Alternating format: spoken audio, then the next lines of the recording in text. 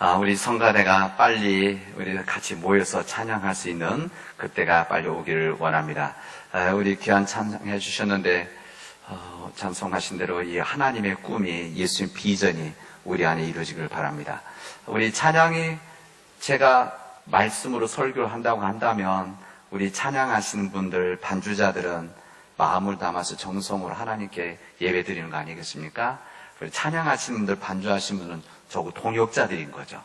하나님의 말씀을 전하고 찬양하는 일들, 오늘 귀한 찬양해 주신 우리 두 분에게 감사의 말씀을 드립니다.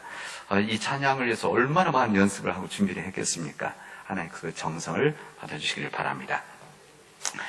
몇 년 전 이 종교개혁주일의 즈음에서 이번 주가 종교개혁주일이고 10월 30일이 종교개혁일입니다.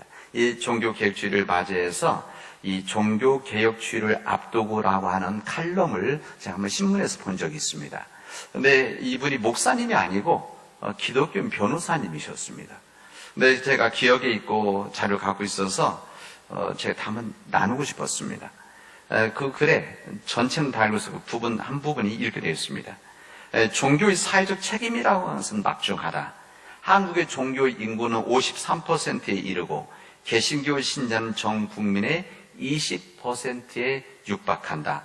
지난날 한국교회는 국가 발전에, 사회 발전에 적잖은 기여를 해왔지만 지금은 도리어 사회적 지탄의 대상이 되고 있다. 정통의 신조에서 벗어난 교리의 이단보다 신앙 윤리를 저버린 삶의 이단이 더 무섭고 더 악마적이다. 교리나 제도의 개혁보다 인격과 삶의 쇄신이 더욱 절실하다는 뜻이다 라고 하는 글을 썼습니다. 저는 이런 이야기를 들으면 제 자신이 부끄럽고 막 속이 쓰립니다. 이런 이야기를 비판했다고 해서 이 자체, 그래서 내가 기분 나쁘다 이런 말이 아니라 그런 우리 교회 현실, 또 이 기독교, 이런 세상에서 보여지는 이 모습이 되어졌다고 생각할 때 너무나 마음이 아프고, 이 주님의 거룩한 교회가 이렇게 되어졌다고 하는 것이 하나님 앞에 부끄럽고, 또 여기에 목회자로서 동참했다고 하는 것이 부끄러운 제 고백이라 할 수가 있습니다. 지금부터 500년 전 유럽에서, 특히 독일에서 이 교회가, 그 당시 교회가 막강한 권력을 가지고 있었고 막대한 우리만 돈을 가지고 있었습니다. 막강한 힘을 가지고 있었던 것이죠. 그 힘을 가지고 인간의 교회를 그 당시 만들었던 겁니다. 당시 교인들은 성인 숭배 아니면 형식적인 미사, 예배죠. 미사들을 통해서 미신적인, 어떻게 보면 신앙에 빠져 있었습니다.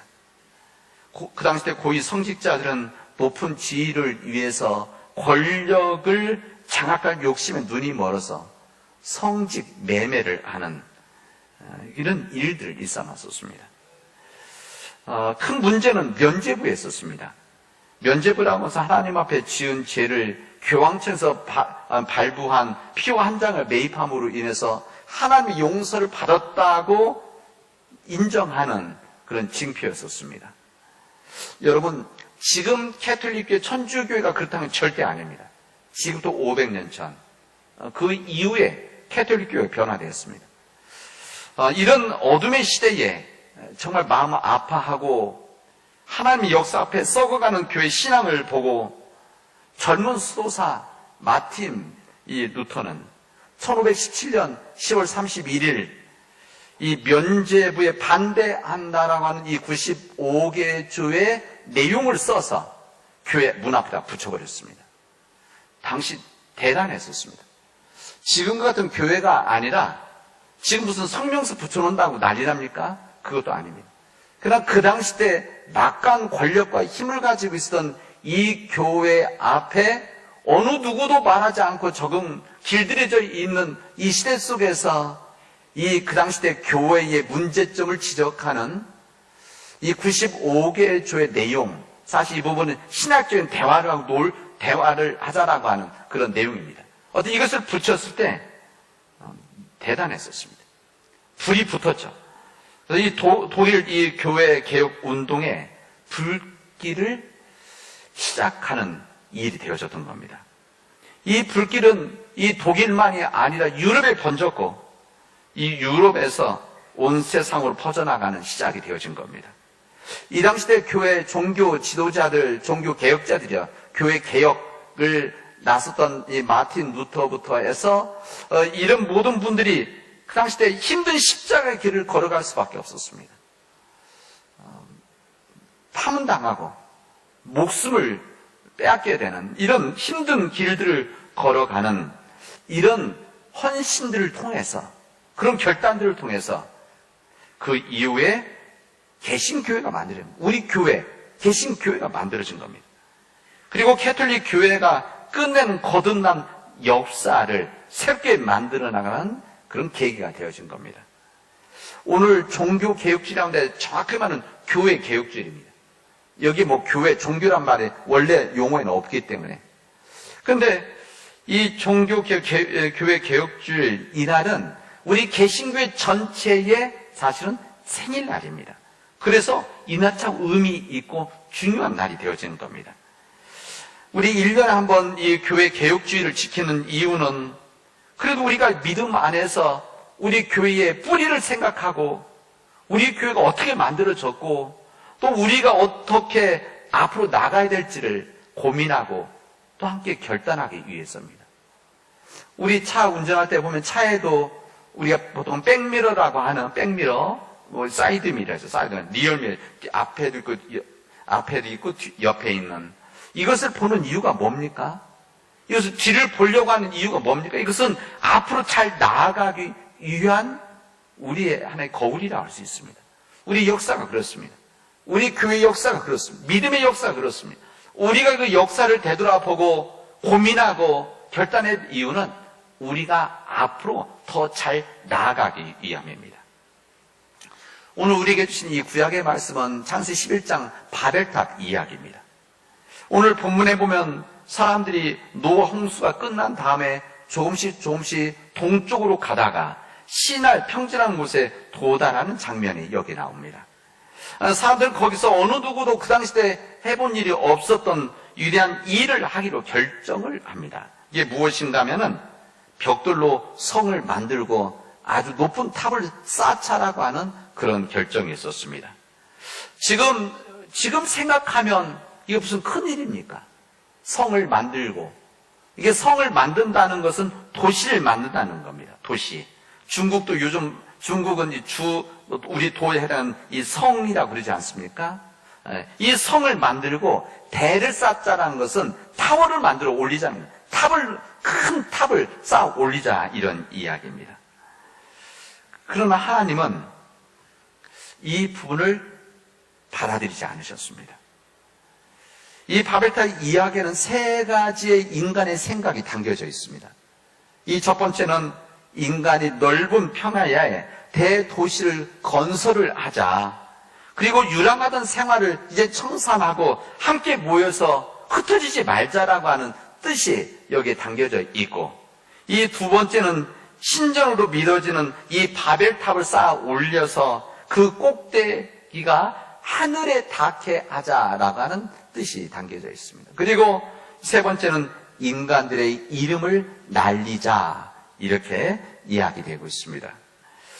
어쨌든 결과적으로는 하나님께서는 그들의 이런 위대한 역사를 거부하고 이 공사를 중단을 시키십니다. 그렇다면 무엇이 이 하나님께서 왜 중단을 시키셨을까? 우리가 들어보면 뭐 큰 문제는 없는 것 같은데 이 하나님의 뜻에 무엇이 어긋난 것인지를 우리는 질문을 하게 되어집니다. 넓은 평화의 대도시를 만드는 것, 이것을 대도시를 건설해서 흩어짐을 면하게 하자는 것, 이거 무슨 문제가 있느냐? 특별한 문제는 없습니다.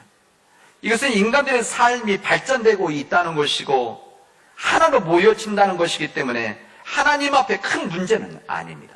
이거 문제가 될 수가 없죠. 이 두 번째, 돌을 대신해서 벽돌을 만들자.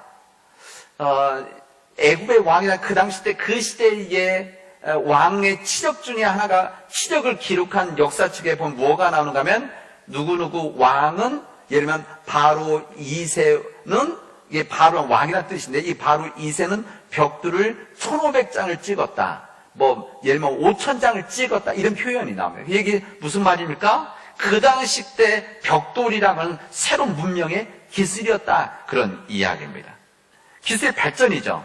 성과 대를 쌓는 것, 이 도시를 만들고 높은 탑을 쌓아 올리는 것, 이것은 그 당시 때 기술에 대한 이야기입니다. 그 당시 때 봐서는 첨단 기술을 표현하는 방식입니다. 탑을 쌓아 올리는 것, 이것도 굉장히 기술이 아니겠습니까? 일단 첨단 기술이죠. 그러나 이것 또한 하나님 앞에 큰 문제는 아니었었습니다. 인간의 능력과 기술을 하나님께서는 제약으로 생각하지 않으시기 때문에 그렇습니다. 만약에 하나님께서 이 기술, 인간의 기술, 능력, 이것이 문제라고 했다면, 이 바벨탑 자체가 문제라고 했다면 하나님은 바벨탑을 무너뜨렸을 겁니다. 어떤 방법으로든지. 그러나 성경에는 이 바벨탑을 무너뜨리지는 않으셨습니다. 세 번째, 이름을 내자. 이랬습니다. 이름을 내자. 이 부분은 원어를 보면 더 좀 정확해집니다. 이 부분은 우리 스스로를 위해서 이름을 만들자. 이런 표현입니다. 그래서 영어는 make a name for ourselves. 그래서 우리 스스로를 위해서 이름을 만들자. 이렇게 되어져 있습니다. 여러분, 이름을 짓는다는 것은 참으로 중요한 일 아닙니까? 누가 이름을 지었느냐가 가족의 관계를 알려줍니다. 제 이름은 제 아버님이 져주셨습니다. 효도요자입니다. 그러니까 제 아버님께서 효도를 잘 하라고 효수 이렇게 져주셨죠. 또 제 아버님께서 이번 태어난 우리 손주도 시온이라고 졌는데, 시온도 아버님께 성경책을 보고 지어주신 이름입니다. 그게 무슨 말입니까? 아버지와의 관계, 할아버지의 관계를 이름을 통해서 알려주시는 것이죠. 마찬가지로 하나님께서는 이 세상을 창조하셨을 때 하나님은 사람에게 이름을 지어주셨습니다. 동물들, 자연에 대한 이름을 지어주셨습니다. 이게 무슨 말이냐면 창조주 하나님과 피조물과의 관계를 알려주는 상징적인 이 표현입니다. 오늘 본문에서는 지금 뭐라고 되어 있습니까? 우리 스스로를 위해서 우리가 이름을 짓자 이렇게 되어져 있습니다. 이제 하나님 없이 인간이 이름을 만들어내자라고 하는 그들의 의도였었습니다. 인간이 이름을 만들어내자는 것, 하나님과의 관계성 속에서 이름을 만드는 것이 아니라 인간, 다시 말하면 사람과의 관계, 사람과 피조물과의 관계를 이제 우리가 스스로 만들어 나가자라고 하는 그런 뜻입니다. 이 말씀은 우리 그 당시에 인간이 하나님의 위치에 서겠다는 겁니다. 하나님이 하시던 일을 인간이 하겠다, 이런 이야기입니다. 하나님의 위치에 인간이 서려고 하는 것을 성경 뭐라면 인간의 교만함이다, 이렇게 말합니다. 인간의 교만함. 인간의 위대성을 과시하고 인간의 영광을 떨치기를 원하는 것, 하나님이 아니라 이 인간의 교만입니다. 이 인간의 교만함을 하나님은 죄악으로 받아들이셨고 인간들을 사랑하셨기 때문에 포기하지 않으시고 하나님은 그대로 있지 않고 땅으로 내려오셔서 그들의 언어를 혼잡하게 해서 그 공사를 중단시켰고 사람들을 흩어버리셨다. 이렇게 성경은 우리들에게 알려주시고 있습니다. 인간이 하나님의 위치를 서려고 하는 것, 하나님 대신에 인간이 하려고 하는 것, 이것은 죄라는 겁니다. 인간의 교만함이 만들어낸 결과들입니다. 인간은 하나님의 위치에 서려고 하면 안 된다라고 하는 진리, 인간은 인간의 위치에 있어야 된다라고 하는 이 본질, 이 진리와 본질이 무너지고 깨지면 하나님은 인간을 심판하신다는 것을 우리에게 알려주시고 있습니다. 하나님께서는 이 진리와 본질이 약해지고 무너지면 인간의 길을 막고 인간의 길을 치시고 심판하신다는 겁니다. 오늘 우리가 읽은 이 복음서의 말씀은 우리 예수님 예루살렘 성전에 입성하는 이야기. 그래서 예루살렘 입성 이렇게 말을 하죠. 예수님은 성전에 올라가셨습니다.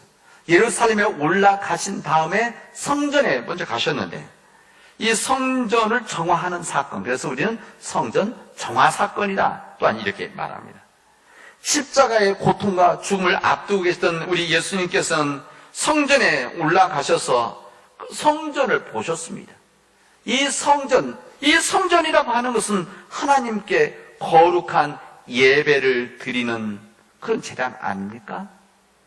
거룩한 예배를 드려야 되는 이곳에 세상의 냄새가, 썩고 있는 냄새가, 구별된 성전이 아닌 세상이 거기 있는 것을 주님이 보셨습니다.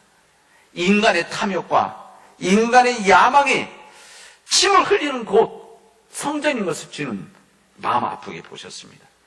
이 성전에는 하나님을 예배하는 자들이 있는 것이 아니라 성전 뜰에서 장사하는 사람들이 있었고 돈을 바꿔주는 이런 사람들이 모여 있었습니다.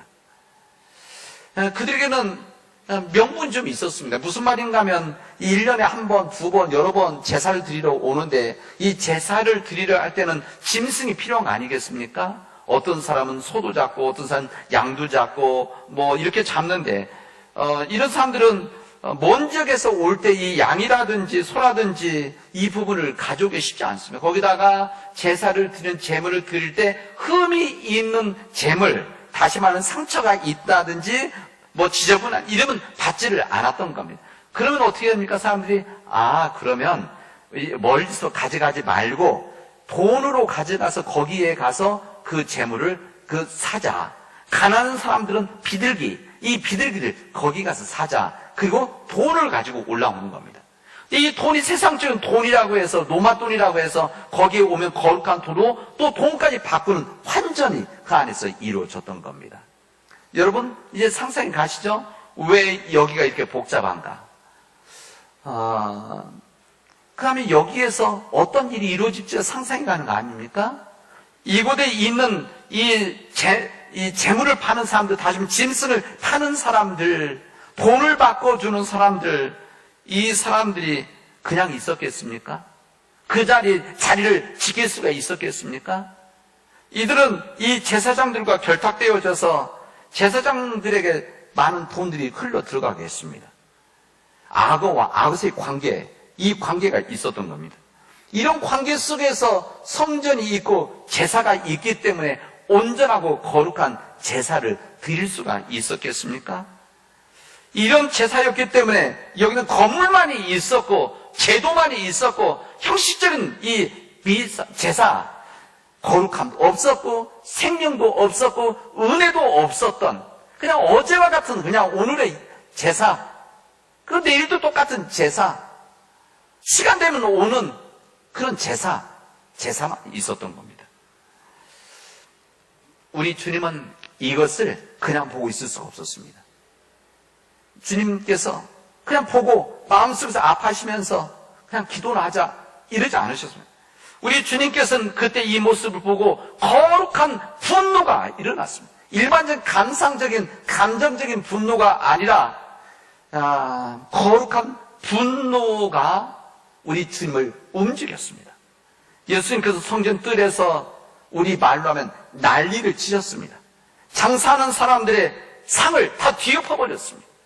주님께서 채찍을 만들어서 거기에서 이 장사를 하는 사람들을 다 내버리셨습니다.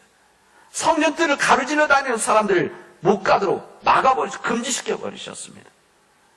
이런 거룩한 분노를 품어내신 다음에 예수님은 이렇게 말씀하십니다. 내 집은 만민이 기도하는 집인데, 여기는 하나님의 집인데, 하나님께 기도하고 예배드리는 이곳인데, 너희들은 여기를 강도의 소굴로 만들고 있구나. 주님 탄식을 하셨습니다. 이때 대제사장들과 율법학자들은 이런 예수님의 이 과격한 행동, 이 과격한 말씀, 예수님의 용감한 행동을 보고 나서 예수님을 두려워하였다. 성경이 기록하고 있습니다. 그리고 그의 가르침에 놀라워했다고 기록을 남기고 있습니다. 여기서 끝난 게 아닙니다. 이 일 후에 이 제사장과 서기관들, 여기서 장사를 하던 사람들, 여기에서 권력과 돈을 가지고 있었던 모든 사람들이 예수님을 없앨 방도를 찾게 되어집니다. 여러분, 지금부터 503년 전, 이 마틴 루터는 어두운 역사와 이 교회의 현실 앞에서 그 시대의 패역한 이 모습 속에서 거룩한 분노를 드러냈습니다. 이 거룩한 분노로 드러낸 것이 95개조입니다. 95개조의 이 총을 교회 정문에다 붙여버린 겁니다. 여러분, 이 마틴 루터가 누구로부터 배웠습니까? 누구로부터 배웠겠습니까? 그것은 예루살렘 성전을 정화시키셨던 예수님의 말씀과 거룩한 분노, 그리고 행동으로 보여준 용기를 마틴 루터는 보고 배우고 닮았던 것입니다. 예수님과 미안 마틴 루터가 왜 그런 용기를 내었는가? 이 중세 교회의 무엇 때문에, 예루살렘 교회 무엇 때문에 이 거룩한 분노가 드러났는가? 이것은 그들이 가지고 있었던 위선과 교만이었습니다. 하나님의 말씀을 가지고 있다고 하는 것, 하나님의 말씀을 알고 있다라고 하는 이 사실과 그의 삶으로 일치되어지지 않는 이 위선, 그리고 인간의 교만, 이 교만 때문에 화려한 성전이 있고 화려한 이 금빛 나는 이 성전에 이 도구들이 있고 많은 헌금이 있고 명예와 권력이 있지만 진정 그들 가운데 있어야 되는 예수 그리스도의 복음의 생명이 빠져버린 그 당시 중세 교회에 대해서 2000년 전 예루살렘에 있었던 성전에 대해서 목숨을 내놓고 거룩한 분노를 터뜨리셨던 것입니다. 여러분, 오늘 교회 개혁주일은 이 역사적인 사실 여러분들에게 알리기 위한 그런 날이 아닙니다. 중요한 것은 지금 여기입니다. 지금 여기. 주님의 몸이자 주님의 성진, 우리들의 몸과 삶이 예루살렘 성전처럼 세상에 물들어 있으면 우리들 개인이 됩니다. 우리들이 하나님 말씀 앞에 온전히 서지 못하고 인간의 위선과 교만함 속에서 세상적인 삶을 살아가고 있다면 우리 주님께서는 채찍을 들어서 우리 몸을 쳐서 정화시킬 것입니다. 왜? 우리를 사랑하시기 때문입니다. 여러분, 우리 가정도 마찬가지입니다. 주님의 말씀이 있고 주님의 뜻이 이루어져야 되는 우리의 가정이 하나님의 은혜로 채워지지 않고 세상 것으로 채워져 있다고 한다면, 세상의 방식과 세상의 탐욕으로 채워져 있다면 하나님께서는 우리를 불쌍히 여기셔서 우리를 향해서 채찍을 드실 것입니다. 그리고 우리를 뒤집으실 것입니다. 왜? 우리를 사랑하시기 때문에. 우리 교회도 마찬가지입니다. 우리 교회가 영적으로 바짝 긴장하고 우리가 주님의 몸된 교회를 우리가 지키지 않으면 이 교회도 사람이고 연약한 우리들이기 때문에 끊임없는 유혹 속에서 세상의 영향력을 받을 수가 있습니다. 아니, 세상의 영향력이 이미 우리 안에 들어와 있을지도 모릅니다. 그래서 세상 사람들이 보기에 희망이 없는 교회라고 손가락질 받을 수도 있는 겁니다. 경건의 모양은 있는데 경건의 능력이 없는 교회가 되어지면, 예수 그리스도의 복음의 생명이 빠져있는 교회가 되어진다고 한다면 주님께서는 예루살렘 교회에서, 성전에서 채찍을 들어서 치시고 뒤엎듯이 우리의 교회들도 그렇게 하실 것입니다.